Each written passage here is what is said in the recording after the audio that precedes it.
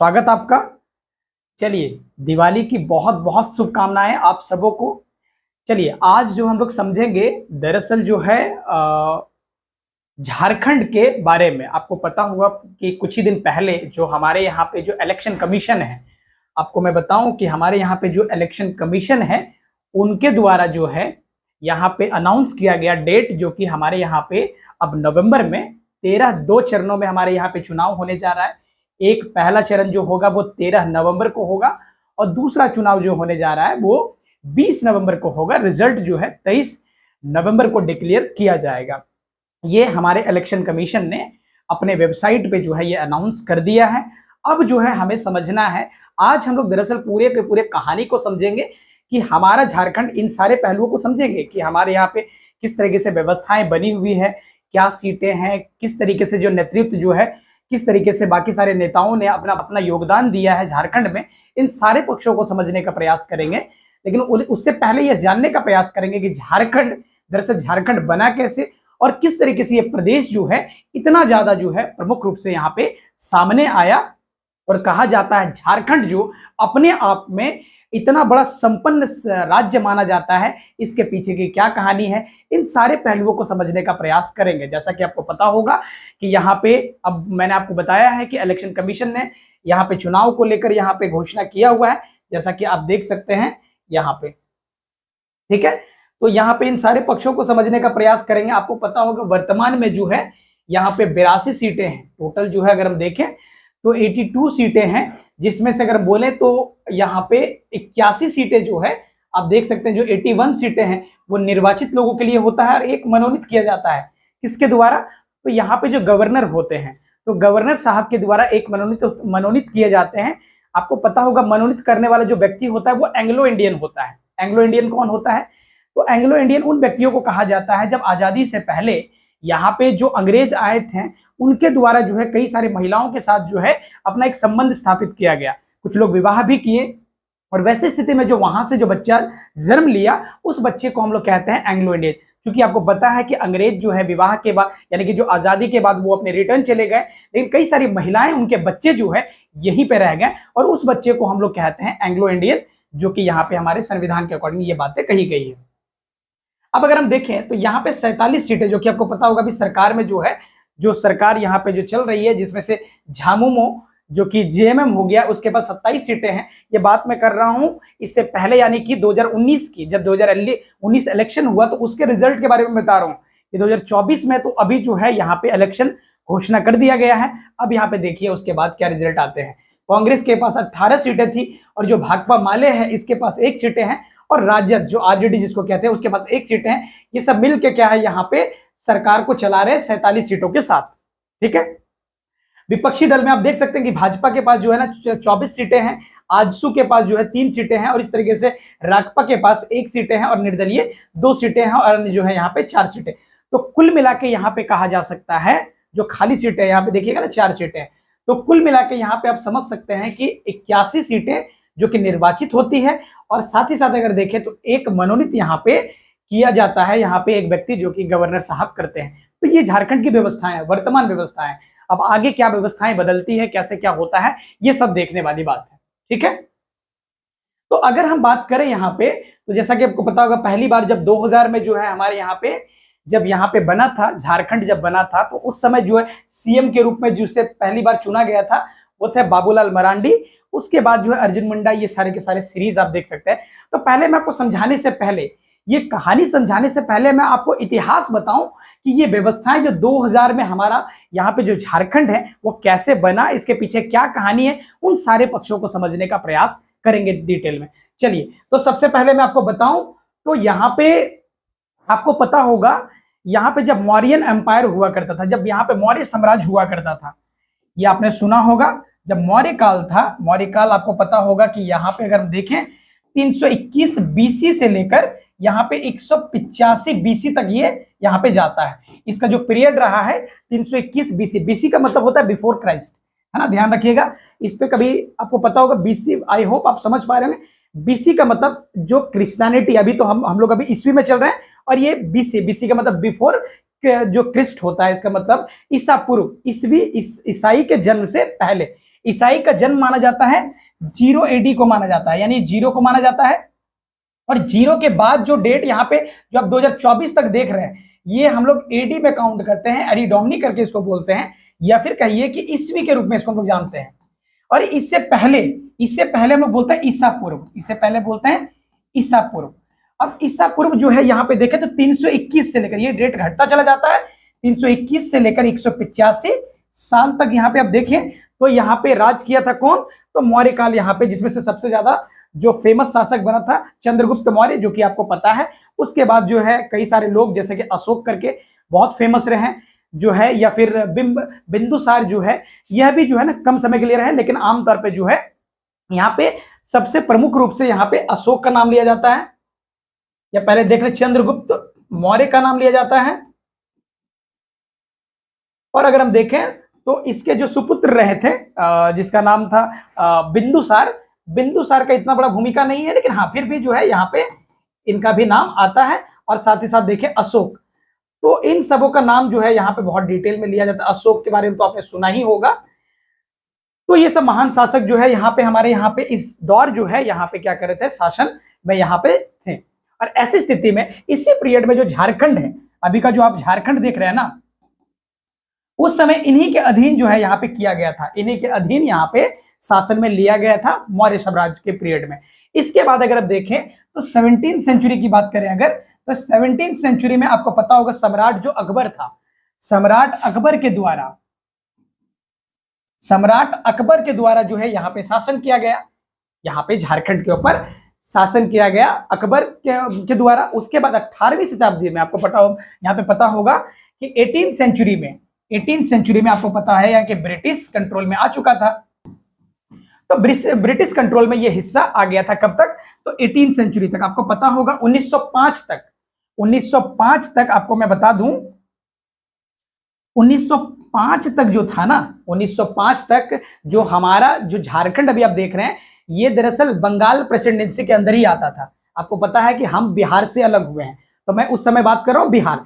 तो बिहार जो था उस समय बंगाल प्रेसिडेंसी के भीतर ही आता था, तो बंगाल प्रेसिडेंसी के भीतर आता था। ये मैं बात कर रहा हूं 1905 तक बंगाल प्रेसिडेंसी के अंदर ही आता था।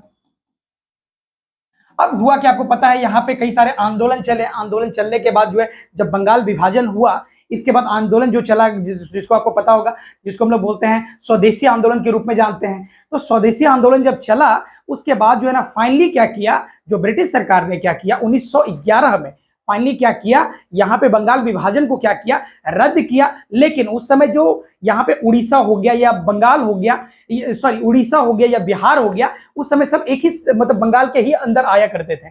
उसके बाद क्या हुआ, 1911 में बंगाल को तो मिलाया गया, लेकिन हुआ ये कि इन बिहार और उड़ीसा को उस समय अलग ही रखा गया। और उसके बाद ये क्या हुआ, एस्टैब्लिशमेंट यहाँ पे ये बिहार का और अपने अस्तित्व में आता है। और बिहार से फाइनली आपको पता है कि 2000 में सन 15 यानी कि जो 15 नवंबर 2000 में क्या होते हैं, हम उनसे अलग होते हैं। बिहार से कैसे अलग हुए, उनसे अलग कैसे हुए, इसके पीछे की क्या कहानी है, इसी के बारे में डिटेल में अभी हम लोग समझने का प्रयास करेंगे। तो हुआ क्या था, तो सबसे पहले अगर देखें तो 1947 के बाद 1955 में यहाँ पे जो आप देख रहे हैं जयपाल सिंह मुंडा करके जो व्यक्ति हुए, इन्होंने जो है बहुत बड़ा भूमिका निभाया है। क्या है यहाँ पे, इसको जो है ना आंदोलन को जो है ना बढ़ाने में बहुत बड़ी भूमिका निभाई है।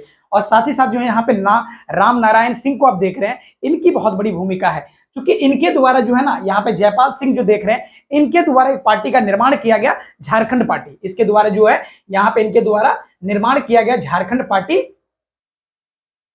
इनके द्वारा जो है यहाँ पे आपको पता है कि झारखंड पार्टी का निर्माण किया गया, आप देख सकते हैं, जो कि 1949 में किया गया था। ये पार्टी इसलिए बनाया गया था ताकि क्या करें, यहाँ पे झारखंड को एक सेपरेट राज्य बनाया जाए, इसको लेकर मांग के लिए ही इस पार्टी को बनाया गया था। और फाइनली अगर आप देखें तो राज्य की मांग हेतु ही ये बनाया गया था। 1952 में अगर आप देखें तो 1952 हो गया या 1957 हो गया या 1962 हो गया, इसमें जो है इन्होंने क्या किया था, योगदान काफी निभाया था बिहार विधानसभा में। बिहार विधानसभा में क्या किया था, इसने जो है बकायदा जो आप समझिए कि बहुत बड़े जो है ना कांग्रेस के सामने बहुत बड़ी चुनौती के रूप में ये पार्टी वहां पे थी। आपको पता होगा प्रमुख जो है ना विपक्षी दल के रूप में यहाँ पे जाना जाता था।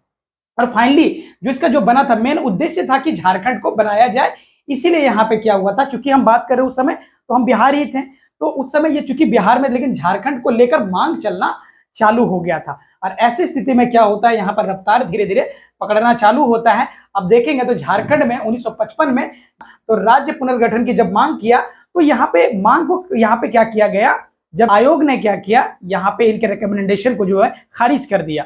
खारिज क्यों किया, कहा गया कि यहाँ पे जो है आदिवासी अल्पसंख्यक है, भाषाई जो विविधता है, यहाँ पे अलग अलग जगह, यहाँ पे देखें तो हर एक एरिया में कुछ ही दूरी पे आप देखेंगे तो भाषाओं का बहुत ज्यादा क्या है, डिफरेंशिएशन है। अलग अलग लोग भाषा अलग अलग तरीके के बोलते हैं, तो उसको समेट पाना एक राज्य में बड़ा मुश्किल हो जाएगा, क्योंकि कई तरह की भाषाएं यहाँ पे बोली जाती है। और साथ ही साथ जो है ना आर्थिक स्थिति को लेकर जो है यहाँ पे कारण बताए गए कि यहाँ पे ये सारे कारण हैं जिसके वजह से यहाँ पे झारखंड का निर्माण होते होते रह गया। तो ये बातें यहाँ पे आप देख सकते हैं 1955 में ये घटनाएं घटी और उसके माध्यम से इन्होंने यहाँ पे प्रयास किया।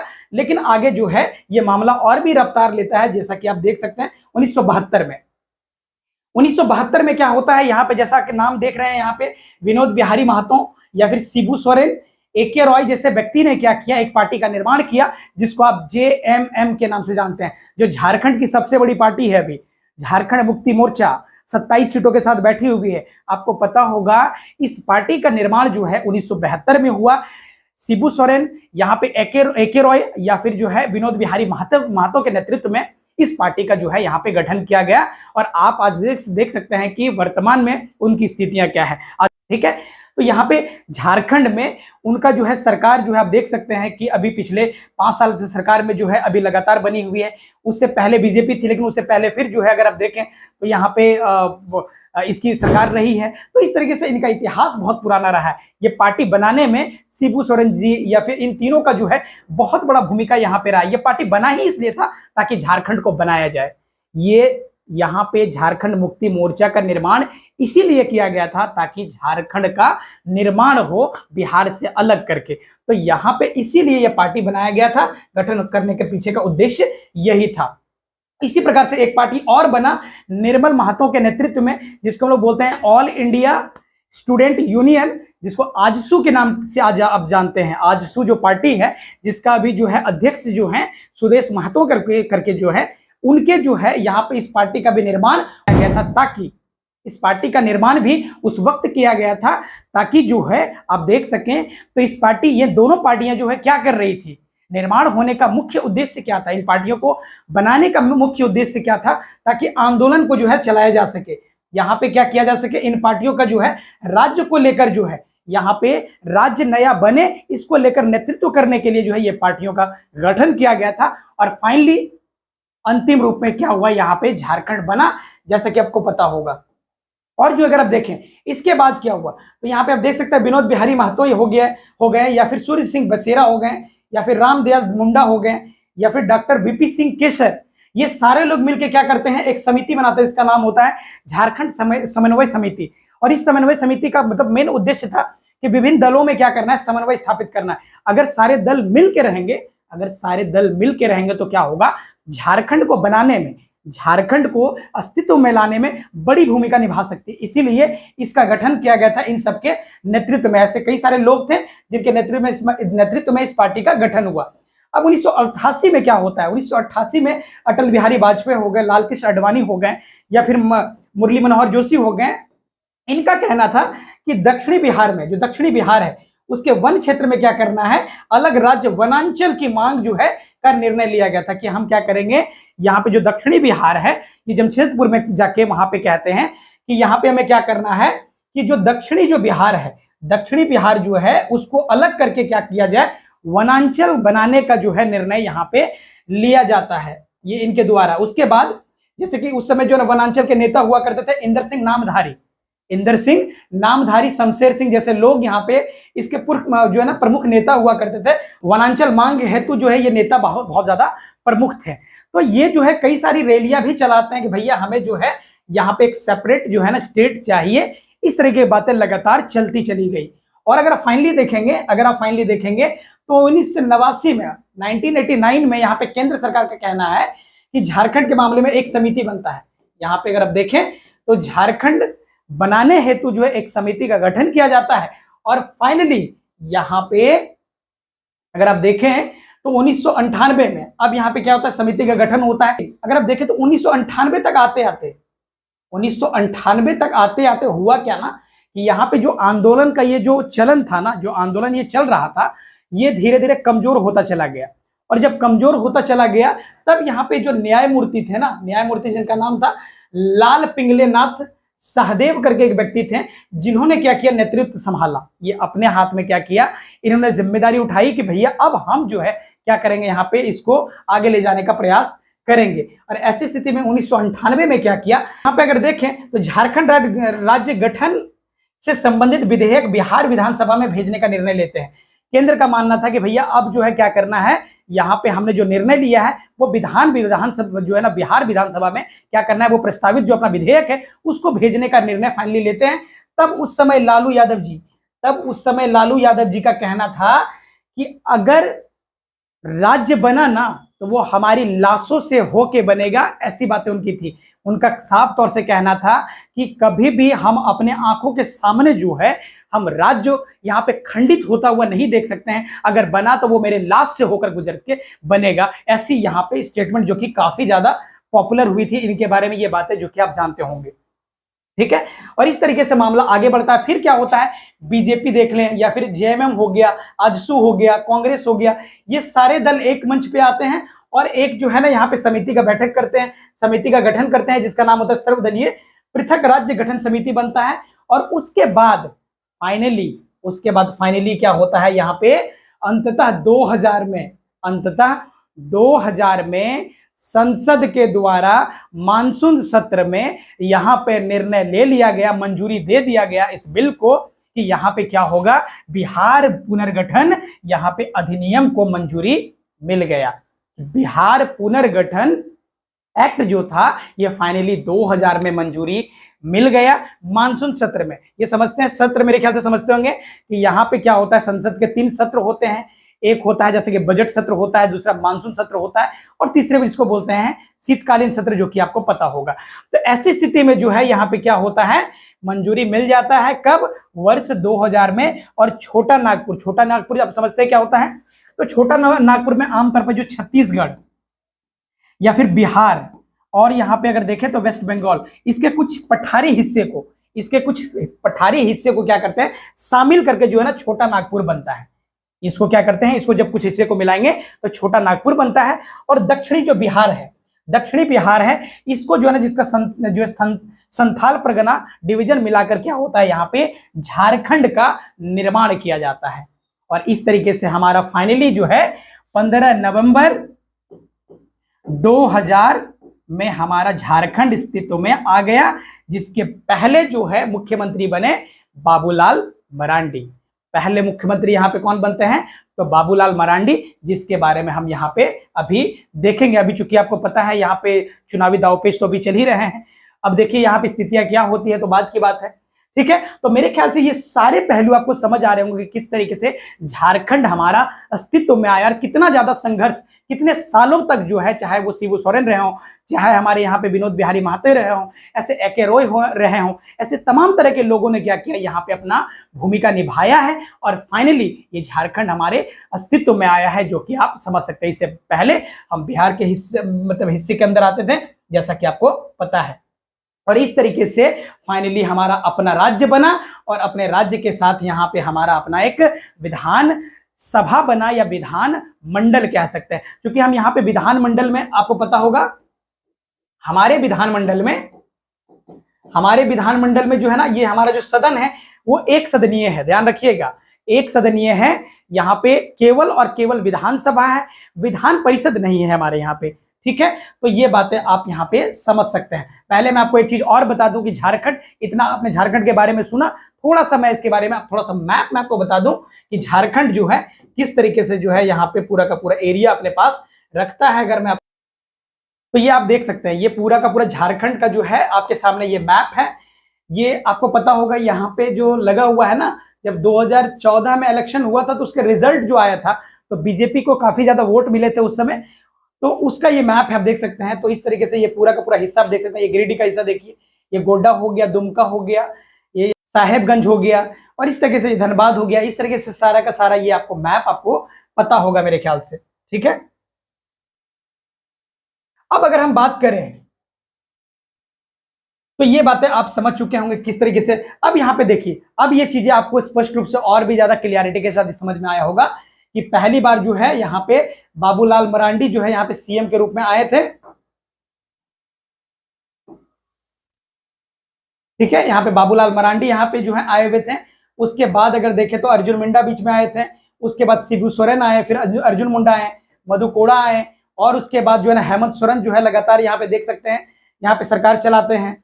और इस तरीके से फिर भारतीय जनता पार्टी जो कि रघुवर दास के नेतृत्व में चलता है, और फिर जो है अभी हेमंत सोरेन लगातार यहाँ पे बने हुए, बीच में चंपई सोरेन बने थे, और अभी जो है वर्तमान में यहाँ पे हमारे यहाँ पे हेमंत सोरेन बने हुए हैं। और चूंकि अब जो है यहाँ पे इलेक्शन होने वाला है, तो अब जो है आगे की स्थितियां क्या होती है, ये अब देखने वाली बात है कि यहाँ पे क्या स्थितियां यहाँ पे निकल के आती है हमारे बीच। और इस तरीके से पूरा का पूरा ये हमारा आप देख सकते हैं कि यहाँ पे जैसा कि मैंने आपको बताया कि विधानसभा चुनाव को लेकर घोषणा कर दिया गया है। यहाँ पे इलेक्शन कमीशन ने ये डेट को कंफर्म कर दिया है कि हम किस डेट पे यहाँ पे इलेक्शन यहाँ पे जो है करवाने वाले। तो यहाँ पे आप देख सकते हैं, यहाँ पे आप देख सकते हैं कि किस तरीके से दाव, यहाँ पे दाव पर सियासी जो है साख, जो कि आप देख सकते हैं ये सारे चेहरे जो कि सारे ये आपके पहचान के चेहरे हैं, जो कि आप देख सकते हैं ये सारे बड़े बड़े चेहरे जो कि इस यहाँ पे चुनावी हिस्से में जो है काफी प्रमुखता के साथ भाग यहाँ पे ले रहे हैं, जो कि आपको पता होगा। ये सारे क्षेत्र जो कि आपको पता है, सारे एरिया जो सीटें बटी हुई है ना, जैसा कि मैंने आपको बताया ना कि 81 सीटें जो है वो इस सारे तरीके से यहाँ पे बटे हुए हैं। सारे जो है ना एरिया जो कि आप देख सकते हैं, ये सारा जो एरिया बटा हुआ है, ये हमारे यहाँ पे जो यहाँ पे क्या होता है ना, डिलिमिटेशन कमीशन होता है यहाँ पे, जिसको जो सीटें जो यहाँ पे क्या करते हैं, जो क्षेत्र को बांटते हैं ना, जो क्षेत्रों को बांटते हैं उसका जो आयोग काम करता है, इसको बोलते हैं परिसीमन आयोग। आर्टिकल 82 के तहत जो है वो क्या करते हैं, यहाँ पे सीटों का क्या करते हैं, यहाँ पे जो एरिया यहाँ पे दिया गया है, ये सारे एरिया को देने का यहाँ पे जो कार्य करते हैं उनका नाम है यहाँ पे परिसीमन आयोग। तो जब यहाँ पे झारखंड बना तो ये सारे एरिया का जो बंटवारा किया गया वो परिसीमन आयोग के द्वारा यहाँ पे क्या हुआ था, ये सारे एरिया का बंटवारा किया गया था, जैसा कि आप देख सकते हैं।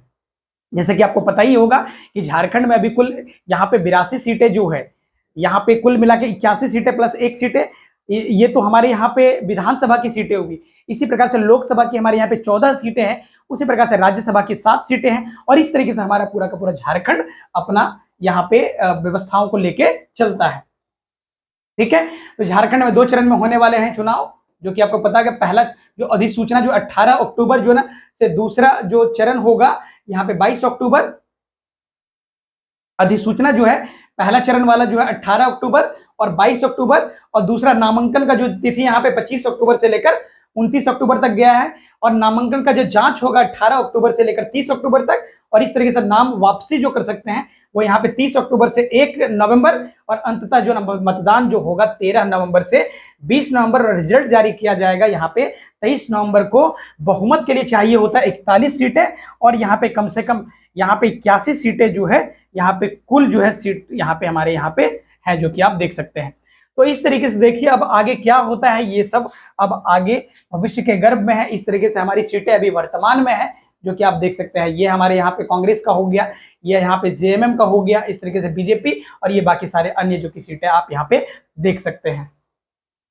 तो उम्मीद करते हैं कि आज की सारी बातें आपको स्पष्ट रूप से समझ आई होगी कि किस तरीके से झारखंड का पूरा बनने के पीछे की कहानी क्या थी, किस तरीके से अनेक तरह के लोगों ने क्या किया, यहाँ पे अपना योगदान दिया है, और इस तरीके से हमारा झारखंड यहाँ पे अस्तित्व में आया। और फाइनली आज हमारे यहाँ पे जो यहाँ पे इलेक्शन है, जो कि यहाँ पे काफी जो है स्थितियां अभी जो है चर्चा का विषय बना हुआ। आज अगर आप देखेंगे तो झारखंड जो है काफी ज्यादा जो है सुर्खियां बटोर रहा है, क्योंकि इलेक्शन नजदीक है। और साथ ही साथ आपको जैसा कि मैंने बताया, झारखंड राज्य जो है काफी संपन्न होने के बावजूद भी हमारा जो है गिनती काफी पिछड़े जो है राज्यों के रूप में लिया जाता है। इसके पीछे का मुख्य कारण हम सब हैं, क्योंकि हम कई सारे जगहों पे क्या होता है, हम अवेयर नहीं होने की वजह से, जागरूक नहीं होने की वजह से, हम एज अ सिटीजन या जागरूक नहीं होने के पीछे का कारण यहाँ पे तमाम तरह की जो यहाँ की खुद की संपत्ति का बिजनेस जो है अलग अलग राज्य करके अमीर होते जा रहे हैं, और ये राज्य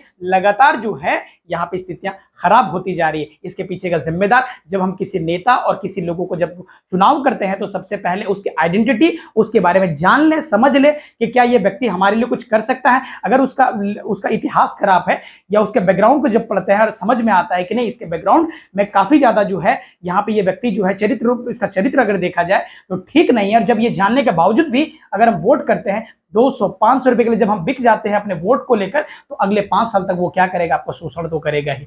और ऐसी स्थिति में जब इस बार आप वोट दें, जब यहाँ पे आप वोट देने के लिए घर से निकले, तो ये निर्णय करने के निकले कि इस बार हमें कुछ अपने मोहल्ले, अपने एरिया, अपने क्षेत्र का बदलाव करना है। और ये बदलाव तभी संभव होगा जब आप व्यक्ति के कैंडिडेट को, नेचर को चेक करेंगे, उसके बैकग्राउंड को चेक करेंगे, और उसके बाद जब आप वोट दबाएंगे तब हो सकता है आपके क्षेत्र में विकास संभव हो पाए। तो उम्मीद करते हैं आज के वीडियो में ये सारी बातें आपको स्पष्ट रूप से समझ आई होगी। चलिए अब जल्द ही मिलते हैं किसी अन्य वीडियो में किसी अन्य जानकारी के साथ। तब तक के लिए आपका बहुत बहुत शुक्रिया। Thank you so much.